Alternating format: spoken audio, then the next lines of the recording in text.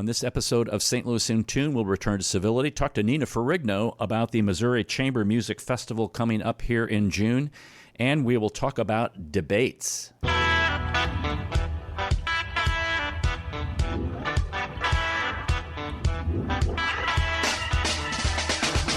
Well, greetings, listeners in Listenerland. Welcome to St. Louis in Tune with Arnold Stricker and Mark Langston, where we size up current and historic events involving people, places, and things in areas such as the arts, crime, education, employment, faith, finance, food, government, health, history, housing, humor, justice, and sports. We originate from and connect the gateway city to what is happening regionally, nationally, and internationally. Mark Langston is on assignment today, so he will not be with us, but we will return to civility as we always do at this time of the show. And this is a great one, especially for our guest. If your neighbors are hosting an event or they're going to have their house for sale, go the extra mile to make your own home look nice. It's a quick and easy way of saying, I'm glad we're neighbors, and they'll likely do the same for you one day. That's really important, especially holiday times. We just have had the Memorial Day holiday, and there's always a lot of activities going on, and families are gathering together. The July 4th will be coming up. Sometimes there's graduation parties or birthday parties, and you don't want to be that neighbor that doesn't mow the lawn or tries to mow the lawn and clean up while the party's going on. Not a very good thing to do. Be a good neighbor. If your neighbor's going to have their house go for sale, clean up your act a little bit. Help them get a little more money out of the deal. It's very important. And our guest is the executive director of the Missouri Chamber Music Festival, Nina Ferrigno. She is also a pianist. And I want to read her a little of her bio because you musicians out there, like myself, it's always important to have some great credentials. Although you could be successful without the credentials, but she's a graduate of the New England Conservatory of Music. She's appeared as a soloist with the St. Louis Symphony, Boston Modern Orchestra Project, the Boston Pops, and Tanglewood Music Center Orchestra. She's collaborated and been principal keyboardist with the St. Louis Symphony, Boston Symphony, Boston Pops, Chicago Symphony, and the Boston Modern Orchestra Project. She's on the teaching faculty of Washington University and Webster University. Nina, I should say welcome back, but we had a telephone interview. This is first time in studio, so welcome. Thank you. Thank you so much. Nice to be here. It's great to have you here, and you're here to talk about season 13 of the festival, which is going to take place here shortly. Yes. June 12th through the 17th is our Missouri Chamber Music Festival 13th season. Hard to believe. And when you first thought about the whole season and formed that as a co-founder, has it gone like you had planned? In other words, are you at the point where you're getting new works in, you're getting international artists coming in? Did you ever dream about that when you initially put this project together? Yes, in some ways, when we started the festival in 2010, we had thought, we just want to be a neighborhood festival. We thought we'll just rehearse with doors and windows open and people can just walk in off the streets in Webster and hear this great music. And it's definitely grown beyond that, where we do have I think it's become more focused and programmatic in the programming, thematic in the programming, and it's felt very important to me. And when you're talking about the programmatic aspect of that, especially with this season, there's 4 words that you're using to describe this season, and they are love, and death, and intrigue, and finally diversion. Okay, now how do those all fit together? Well, that's a good question. I think that I was really drawn to these pieces that were expressing an intensity of our human experience. So sometimes we're used to songs and pieces really delving into this idea of love. Benedetta Orsi, the mezzo soprano who will be joining us for 2 of our concerts, is going to bring to the stage these Mahler songs of a wayfarer that are all really about a broken heart and just that sense of how it feels. It can feel like a death in some way. So a lot of the music just spanning all different eras and genres and instrumentation is all drawn together by this core emotion. So it could be love of a new nature and just kind of a joyful thing, or love of an anguish kind of thing. Right. And the idea of diversion, we're programming the Benjamin Britten Divertimenti, 3 Divertimenti for string quartet. And this is sort of a love of a different kind. It's a love of what you're doing, this effervescent love of making this sound in your instruments and diverting from this intensity of emotion, in a sense. Interesting. So, yeah, if you're a performer, you're really into the music. You're listening, especially in chamber music, you've got to listen to all the other players, and eye contact's very important, and expressing that emotion. And I can see that heart's coming out of the f-stops of the violins and out of the piano and things like that. It's a really intense emotion when you're playing a piece, especially, that I think touches you in a variety of ways. So the first concert is going to be, I have here, June the 12th. yes, that's a Monday evening. And these are murder ballads. As many years as I've been listening to music and talking about music and being involved in music, I was like, murder ballads. I had never put that name on those particular kinds of songs.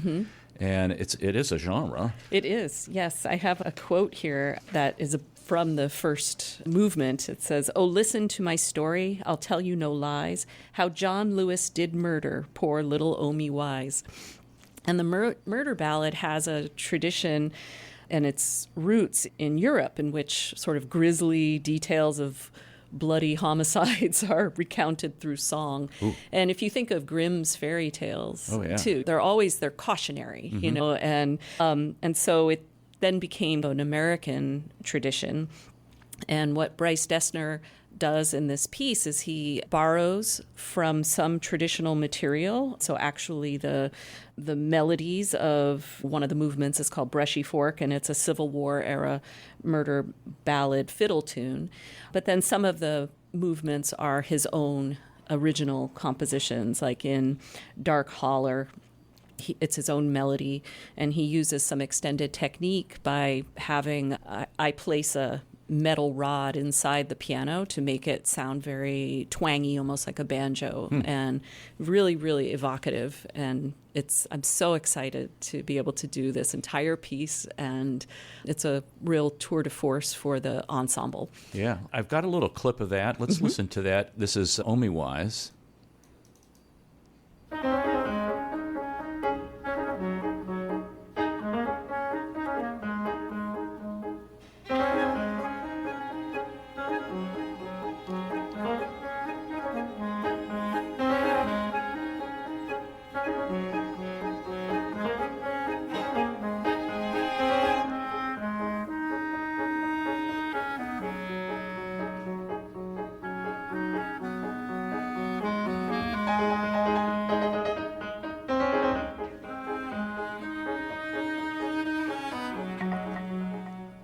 Now, what's going to be the instrumentation of that song? So this piece it's for 6 players, and we're all in pairs, actually. So we have a pair of woodwinds, flute and clarinet, a pair of string instruments, violin and cello, and then a percussive pair, so actually percussion and piano.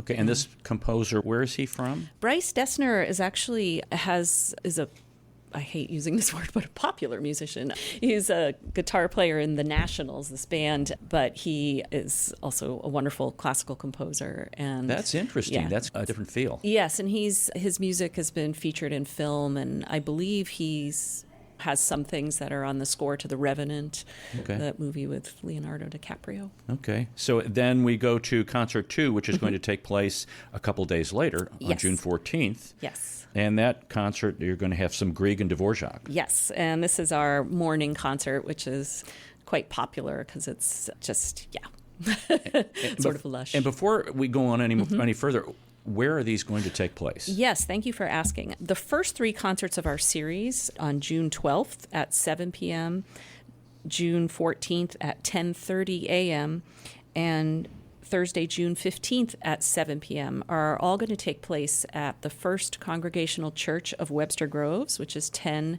West Lockwood Avenue.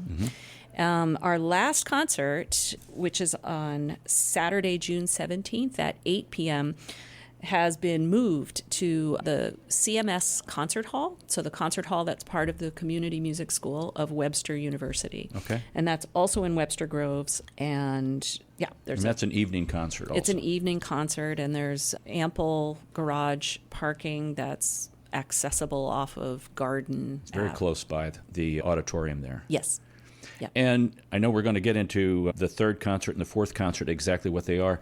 But how do folks, do they need tickets, or can they just walk in, or what's the best way to do that? Tickets are available for pre-purchase through our website, which is www.mochambermusic.org.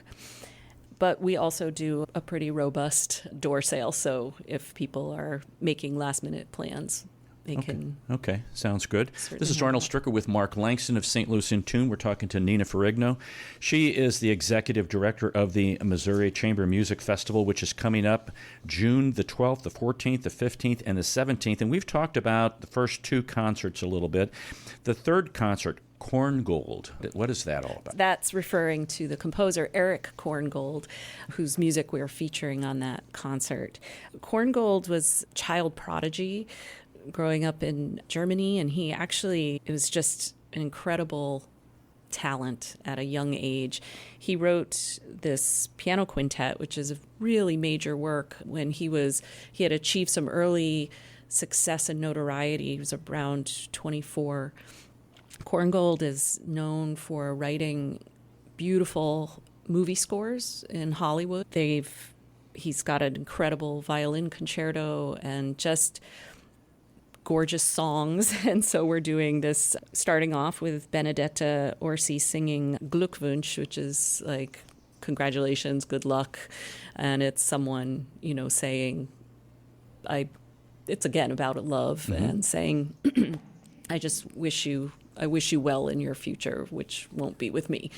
And don't let the door hit you on the way out. Well, it's a little more. It's a little nicer. Yeah, it's not like see ya, but yeah, it's going to be a beautiful concert. Also featured on there is Mahler's Songs of a Wayfarer, which is 4 movements about Mahler's broken heart. He actually wrote the text himself, and it was just a kind of reworking through an end of a relationship, an unhappy love for him. So. Concert 4, Intrigue. Well, you left the big question mark for the last concert. So this is a pretty fascinating concert. I was actually, before I came over here, listening to this particular concert and how all these pieces go together. It's centered around this ruse that is kind of a famous literary ruse. The French author Pierre Lois had written these poems, but he said that he found them, and he had created a whole backstory of these Fic era Greek poems, and really elaborate, and they're very important in literature. And even after this, the kind of deceit of their origin was exposed, it didn't actually diminish their importance in the literature. But Debussy was friends with the author and had set 3 of the poems for voice and piano in 1897. And then 3 years later, he set 12 of the poems as musique de scène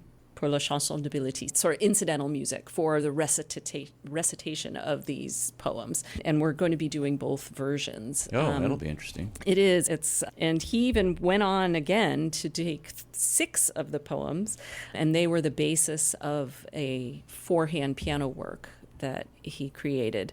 So there was just something very intriguing for Debussy about this music, these words, and it's very exciting. The instrumentation for the incidental music is very interesting. It's 2 flutes, 2 harps, and a celeste. Wow. And, that is interesting. and it'll be narrated. It makes you wonder if those were the only instruments available at the time. Yeah, I'm wondering too if he was trying to capture an ethereal kind of. Yes, what he thought of was maybe this Greek, right? What it should sound like. Right, and definitely a feminine sort of instrumentation, something that's very angelic and up in the tessitura, because these poems are all kind of erotic, featuring erotic lesbian poetry. Now, talk about the artists who are going to be performing these things. You're drawing internationally. We had mentioned that, but yes, let's get into that a little bit, because this is not your just average run-of-the-mill. I don't say this in a bad way, folks. Don't misunderstand me. But it's not like, okay, we have the local musicians here playing, which are all very, very good, and I'm not diminishing that, but you're really drawing internationally here. Well, at its heart, the festival is collaborative. So the music we're playing demands a high intensity of collaboration on the stage. And what we always wanted to do was be able to infuse that energy of really working with people that we don't normally get to work with. Right. So we do have a really healthy mix of in-town musicians and who are all brilliant, really brilliant. And when I'm programming, I'm often thinking of specific people to be working on these pieces. Like, for instance, also on our last concert, we're doing a string trio written by Andrew Norman called Sabina, and it's just an exceptionally beautiful work. And I was absolutely thinking of our three performers for that piece, and they are Andrea Jarrett on violin, Yin Zhang on cello, and Alejandro Valdepeñas on viola. Also on that concert, we're bringing, we are having some international representation. However, these are artists who happen to be in residence in St. Louis. So Benedetta Orsi, who's a wonderful Italian mezzo-soprano, and actually she's right now just finishing up some concertizing in France and Italy. Wow. And we'll be coming back this week, as well as the French composer Ranchis, who will be doing our narration of the poetry for our last concert. So we'll have actually a wonderful native French speaker to be reciting. That's great that you're drawing on the local talent who are international, who are here as residents. That's a smart thing to do. And then festival favorites who will be returning are Catherine French and Jennifer Lucht. Kathy's a wonderful violinist who is in the Boston Symphony, and Jennifer is cellist who's also in Boston area. And these are two musicians who join with me and form the Calyx piano trio. And also Hugh Hinton, who is a pianist, and he will be joining us and playing on the Korngold concert. Very cool. Now, I have a piece that I have a little clip, and this is, I'll give you a heads up on this. This is Voodoo Dolls. I saw this and I was like, this sounds very interesting. So folks, listen to this. It starts out very rhythmic. It's you think it's percussion, but it's actually, it may be percussion, but it's also string instruments. Yep. So take a listen to this one.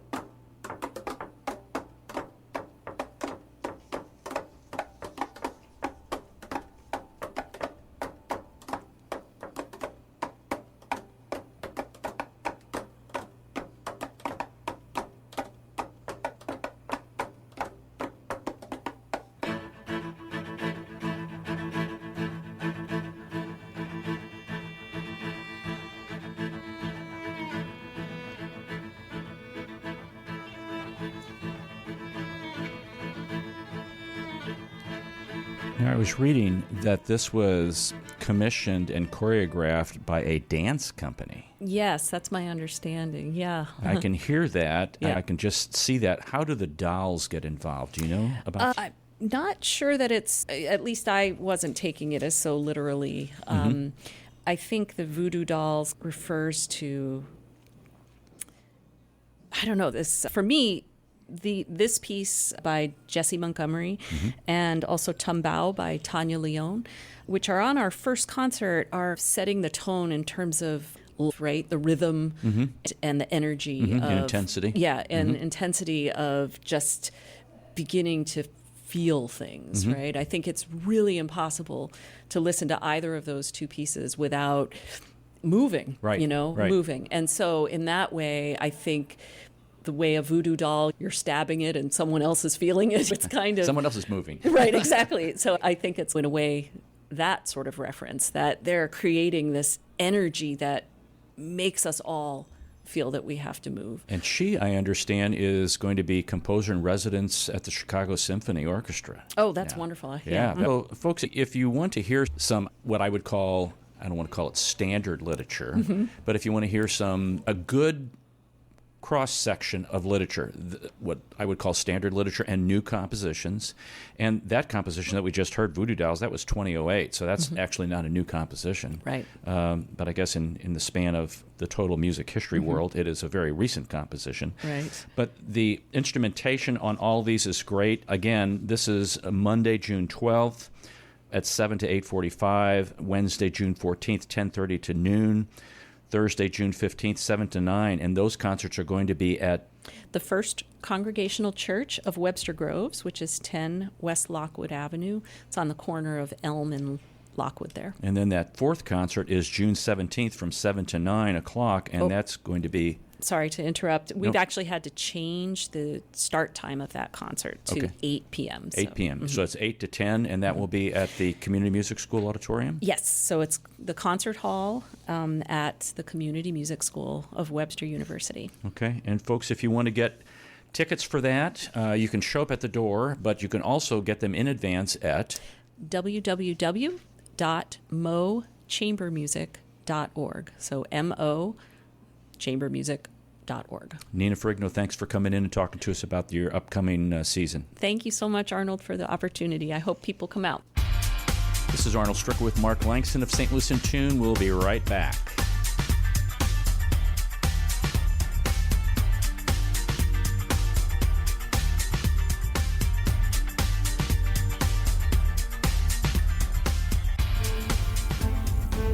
This is Arnold Stricker of St. Louis in Tune on behalf of the Dred Scott Heritage Foundation. In 1857, the Dred Scott decision was a major legal event and catalyst that contributed to the Civil War. The decision declared that Dred Scott could not be free because he was not a citizen. The 14th Amendment, also called the Dred Scott Amendment, granted citizenship to all born or naturalized here in our country and was intended to overturn the U.S. Supreme Court decision on July 9, 1868. The Dred Scott Heritage Foundation is requesting a commemorative stamp to be issued from the U.S. Postal Service to recognize and remember the heritage of this amendment by issuing a stamp with the likeness of the man Dred Scott. But we need your support and the support of thousands of people who would like to see this happen. To achieve this goal, we ask you to download, sign, and share the one-page petition with others. To find the petition, please go to dredscottlives.org and click on the Dred Scott Petition Drive on the right side of the page. On behalf of the Dred Scott Heritage Foundation, this has been Arnold Stricker of St. Louis in Tune. At St. Louis in Tune, we strive to bring you informative, useful, and reflective stories, as well as interviews about current and historic issues and events that involve people, places, and things. We cover a wide range of topics, such as the arts, crime, education, employment, faith, finance, food, health, history, housing, humor, justice, and sports, and that's just to name a few. While St. Louis in Tune originates from the Gateway City and covers local topics, we also connect to what's going on nationally as well. If you missed any of our previously aired programs of St. Louis in Tune, simply visit stlintune.com. That's stlintune.com. There you'll find the show notes and everything that was mentioned in that episode and all the other great episodes as well. And if you've got an area that you'd like us to examine deeper, well, just let us know by dropping us a note at stlintune@gmail.com. That's stlintune@gmail.com. St. Louis in Tune. It's heard Monday through Friday on the USRadioNetwork.com. and many great radio stations around the U.S. and, of course, right here in St. Louis. Our website again is stlintune.com. Visit us today. That's stlintune.com.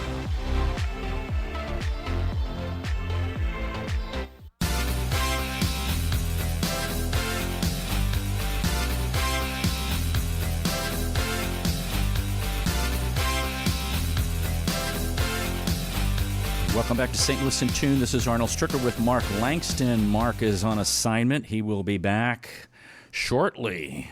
Hey, folks, if you missed that interview with Nina Ferrigno from the Missouri Chamber Music Festival, you need to check that out. Don't forget that Season 13 begins June the 12th and runs through June the 17th. That is the 13th season. For more information, you can go to mochambermusic.org, mochambermusic.org. Great information there. Local talent, international talent going to be performing, and it's right here in your own backyard, right in Webster Groves, not too far from everywhere. So there have been a couple things that have caught my attention, and one is we live in a very contentious kind of culture right now. People are at each other's throats, and I don't know whether they were that way prior to COVID and the pandemic, or whether that pandemic exacerbated certain things in people. But we've got people that are just at odds with each other over small kinds of things, and people are on edge. I would even say I'm a little on edge about certain things.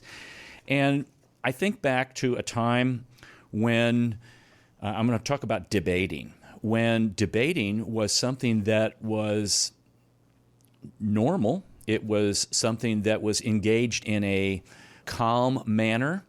And now it seems like we don't debate anymore. We want to inflict opinions, our own personal opinions, on other people and put other people down, and really don't want to listen to what they have to say, especially if they have a differing opinion, because we will categorize them and classify them and put them in a little silo and assume everything about the silo on them. And that's not necessarily the case. Point in being, I remember back to when I was in college, and a high school student that I knew their family, and she was on the debate team at the local high school, and she said, "Hey, would you mind being a judge for the debate contest?" And I had never done this. I had not participated in debate in high school, and thought, this will be interesting. I have never done this, and got some of the rules when I showed up, talked to the person who was running the debate, and sat down. And apparently, at that time, the students had some topics that they were to prepare, and they were to prepare for both sides. And I think this is typical in how debates ran at that time, and still how some run today. So I'm just going to choose a topic right now. This is one of the topics that they had, but I'm going to choose fracking, okay? And so people would have to get information on why fracking is good, and they would have to do research on why fracking was not good. And they would not know which side that they were going to be supporting or talking about. They would not know if they were going to be pro-fracking or anti-fracking until they got there.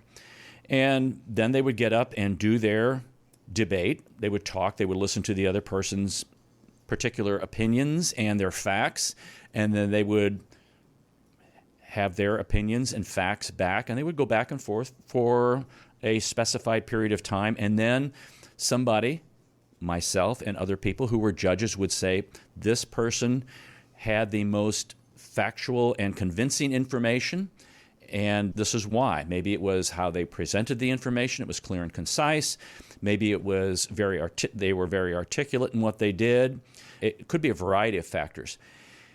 And that's how I always thought debates were. And you get to the presidential debates, and that's a whole other thing. That's thrown out the window, where we have people calling people names. We have people interrupting other people. We have people going beyond their time. We have people who have audience participants who have filled an auditorium, who are generating what I would call kind of distractions for the other candidates. And that's very unfortunate, because I think the American people, especially in presidential debates, they need and they want to hear the candidates speak on specific issues and not be called names and not be laughed at because of name calling or maybe because they have differing opinions. It's let's listen to all these opinions, because there's always going to be people that will fact check. The media has a fact checking kind of mechanism, especially certain media outlets. That's all they do. They will fact check you to death to make sure that what you are saying is true, because candidates will throw out opinions and they'll throw out what they think are facts, but the facts may be skewed a certain way. They may have left out a certain little bit of information that was important.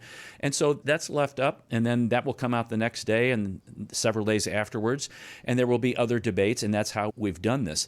So there was an article that drew my attention, and this is an article by James Fishback, and it is entitled, "At High School Debates, Debate is No Longer Allowed." He says, "At national tournaments, judges are making their stances clear. Students who argue capitalism can reduce poverty or Israel has a right to defend itself will lose, no questions asked." That kind of headline drew my attention, and this is from the Free Press. And I want to read part of this because you have to understand where we are in society today. That are we so intent on only wanting to hear our ideas that we only will hear people that have our ideas? We don't want to hear the opposing side. And I say that Stanford University was a good example of that. In many universities, their free speech has not really become free speech, because if let's say we're University A, and University A invites someone who has some, let's say, progressive opinions, and University A is a conservative school. And some of the conservative students say, no, I don't want to hear that progressive opinion. And they boycott or they do a sit-in and say, we're going to force the administration not to have this person come in. Sometimes they're successful. The other way around, too. You have a progressive university, University Z, and some conservative person has been invited to speak on some issues, and the progressive students say, nope, we don't want to do that. We don't want to hear this. This is wrong. Why have you done this? And the university is forced to say, sorry, we're disinviting you from that. This happens even at graduation speeches. And somebody is supposed to come in and speak, and then when the students find out, it's like, what are you thinking? Maybe the administration is thinking we need to hear varied viewpoints. So I'm going to read part of this. This is, again, by James Fishback. And he knows what he's talking about as it relates to debate, because he has placed in national debates. Matter of fact, he placed 9th at the National Speech and Debate Association Nationals, 6th at the Harvard National, and was runner-up at the Emory National Debate Contest. So he also coached a debate team in Miami, Florida. And he said competition that rewards evidence and reasoning has moved to one that punishes students for what they say and how they say it. And so he gives a little background on tournaments and the National Speech and Debate Association.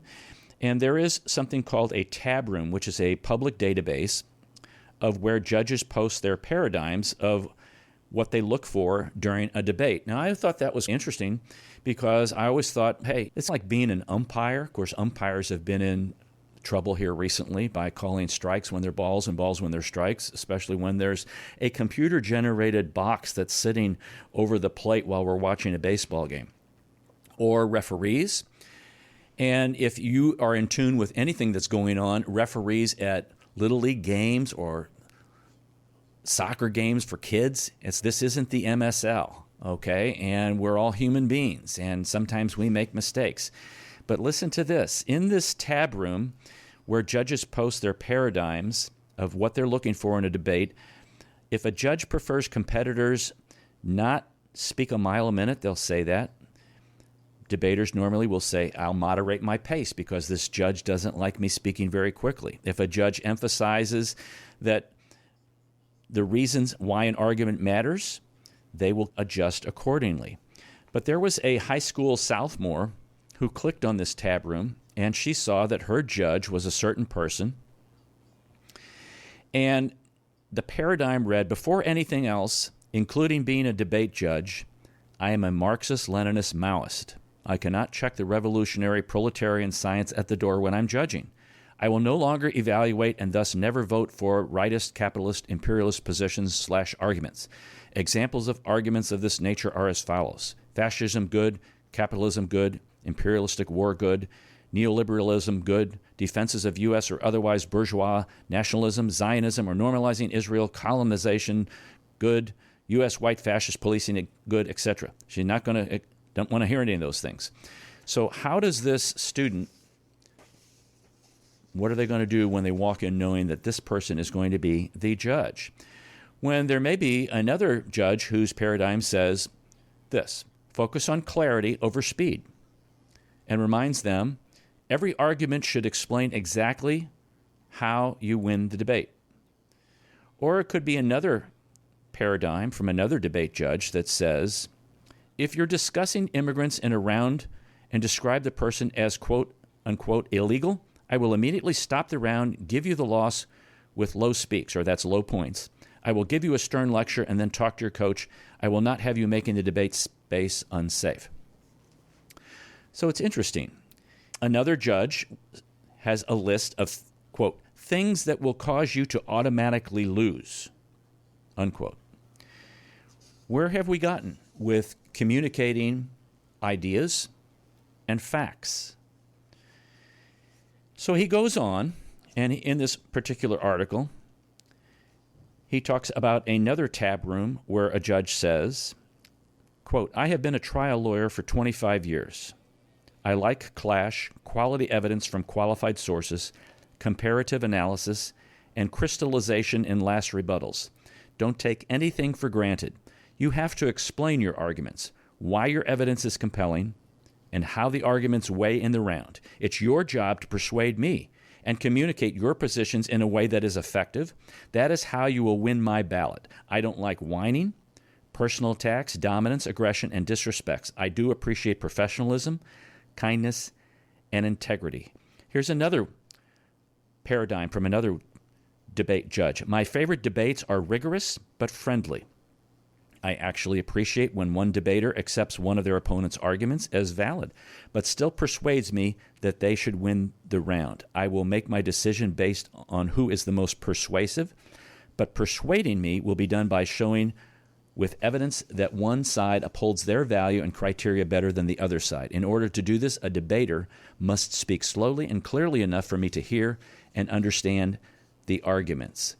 The National Speech and Debate Association has, my words, muddied the waters a little bit and made debate a political kind of venue rather than a venue of free speech and a teaching opportunity, which it is. So to get into that, I want to mention that they have also identified certain things that should be eliminated. They've identified unsafe conversations that they don't want to hear. And this is actually, I'm quoting again from the article, this is a long way from the 2004 Democratic National Convention when an obscure state senator from Illinois named Barack Obama said, quote, if there's a child on the south side of Chicago who can't read, that matters to me even if it's not my child. If there's an Arab-American family being rounded up without the benefit of an attorney or due process, that threatens my civil liberties. It's the fundamental belief, I am my brother's keeper, I'm my sister's keeper, that makes this country work. It's what allows us to pursue our individual dreams yet still come together as a single family. When policies and issues that impact different communities we're told we need to evaluate students with consideration to their identity and cultural background versus to what they're saying, it takes things a little bit on their ear. So there have been also other kind of paradigms where a particular judge used some racial epithets. And I will not read those, but if you're thinking that's going to be your judge and your topic deals with things that relate to integration or culture in our world, that judge is coming from that particular perspective, and they're going to judge you not on the basis of how you've presented your arguments or how articulate you've been, but based upon their viewpoint, looking through the lens of their philosophy and culture. So it's not just that certain arguments are no longer welcome, it's that students who make those arguments are no longer welcome. Because there was a student who was at a debate, matter of fact, the National Speech and Debate National Tournament in Fort Lauderdale in 2018, who was publicly ridiculed by peers for making some conservative arguments. And apparently they ridiculed this student on social media and ridiculed that student verbally at the tournament. And what does this want to make you want to do as a student? Just say, I'm done with this. I'm fed up with this. I'm not going to do this anymore. And be humiliated. Now, I want to get into something that discusses exactly what this is. We're talking about ideas. We're talking about evidence. We're talking about experience. That when we have conversations with people that we know, or even that we don't know, we're basing a lot of what we are speaking to them about based upon our own personal experience, the evidence that we've gathered, or ideas that we have. Sometimes people will just, I heard something on the television or the radio, and now I'm going to believe that because it's coming from person ABC, or it's coming from person LMNOP, or it's coming from person XYZ. And there is no, hello, do your own research, check it out to see if it's true. It's great to listen to one particular news program, but it's also great to listen to the news program of the opposing opinion and see how they are presenting the news, if they're presenting that news at all. But I wanted to talk about two things in the classroom because I'm a former educator. I'm still an educator.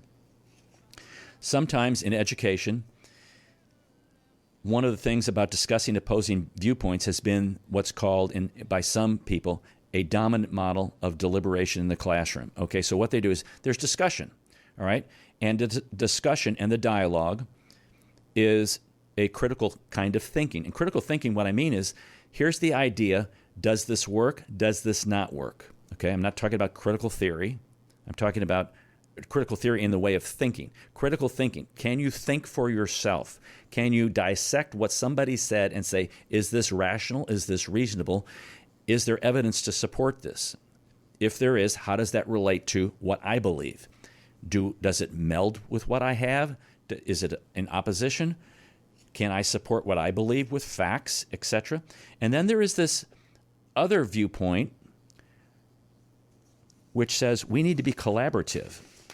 And we need to, instead of having students debate contentious issues and take a problem-solving approach, we want to encourage them to take a problem-solving approach. Now, those are really two different, what I'm going to call, processes. And I think both are adequate and should be taught. That you teach a debate, you teach ideas and evidence and experience back and forth, and you also teach a collaborative kind of deliberation where people are working on a common problem. When you're debating something, you're not working on a common problem. I don't get what the deliberative kind of people, the collaborative deliberation in the classroom, those folks who support that and want that to be our quote-unquote debate process, I don't understand exactly what they're talking about there. Both are venues to help kids learn, and we should want our kids to think.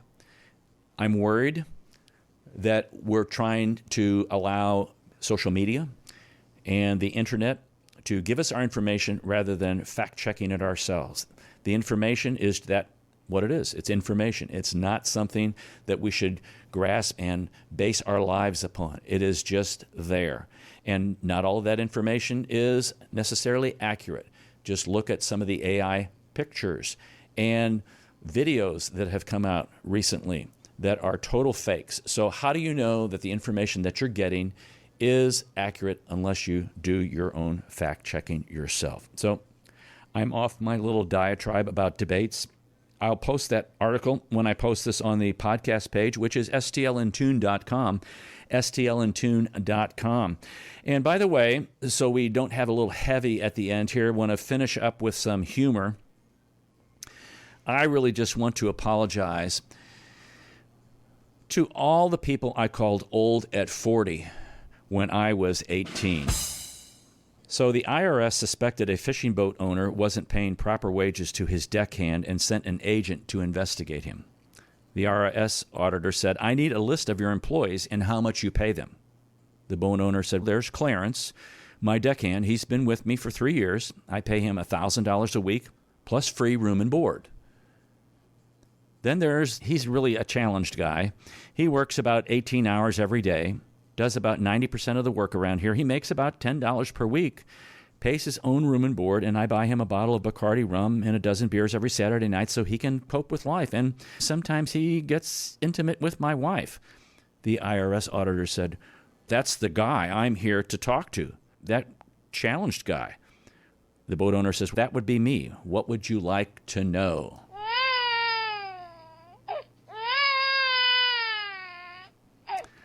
"I'm having a little nap on the sofa before taking myself up to bed for my main sleep. I call it the hors d'oeuvre."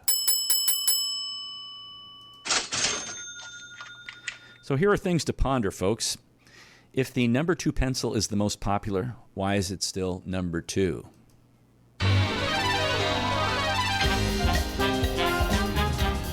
Why do we drive on parkways and park on driveways? Why do fat chance and slim chance mean the same thing? Why do people say heads up when you should duck?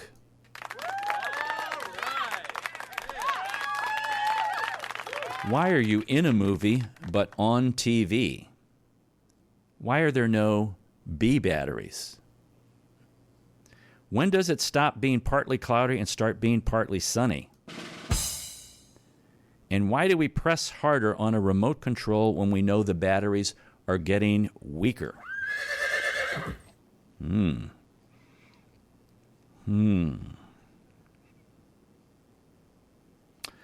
So sometimes there are televangelists who do healing services on television. And it's really, really important to know that I believe medical healing happens. They can do that through their physician, but there's also a great physician. But Robert asked the televangelist to pray for his hearing. After 3 minutes of violent shaking and trying to push him over backwards, the preacher asked, "How's your hearing?" Robert replied, "I don't know. It doesn't take place until Tuesday at the courthouse." And did you realize, folks, that the last day of 2023 will be 123-123. So if you have some coworkers, do you have a nickname for them? Now, this is sometimes people get a little sassy with this. Here are some nicknames for coworkers that maybe you can identify with some of these. We've got the Kit Kat, always taking a break. Butter knife, not the sharpest tool in the box. Motion light, only works when someone walks past. E.T. always wants to go home. Seaweed, floats around all day and kind of stinks. Lantern, not very bright and has to be carried.